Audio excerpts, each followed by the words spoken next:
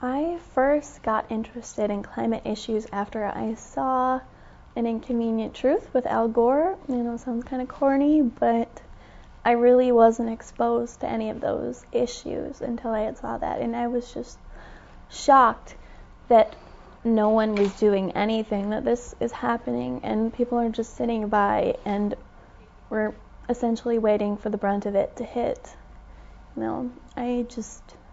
I grew up fishing with my dad, and pretty soon there won't be trout in the streams that we go fishing in, and the landscape is just going to change, and that was really hard for me to accept, and I couldn't sit back and do nothing. I felt it was my responsibility to get out there and let people know what I had come to learn. Climate change. I think that youth are the voice of the nation. We are going to be making decisions very soon, and we've seen adults do nothing, and it's my future. They're not going to have to deal with it 50 years down the road when it's 10 to 15 degrees warmer in your area, and hundreds upon hundreds of people are dying from heat waves. And me as I want to be a doctor, and healthcare costs are just really going to increase with new diseases moving up into the Midwest. Especially we've seen an increase in West Nile virus, in chronic bronchitis, emphysema, asthma. Healthcare costs are already astronomical as it is, but they're only going to keep going up if we have to face these issues. And a lot more people are being hospitalized, as are dying from all these new epidemics that are coming from climate change. I would really like to have a strong climate bill passed, or some sort of a treaty put in place.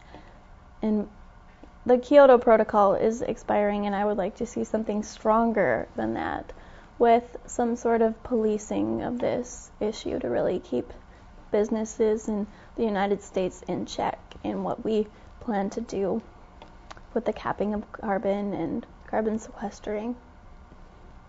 Well, I think that you've seen both coasts, the West Coast and the East Coast, and they pretty much have identified their positions on the climate bill, but the Midwest is really just underrepresented. A lot of the states in the Midwest are swing states, and really adding the youth voice, I think that the Midwest can push to pass a strong climate bill. We need a lot of yes votes from the senators. And with that, I think that the Midwest will be a key player in passing a strong climate bill to take to Copenhagen conference.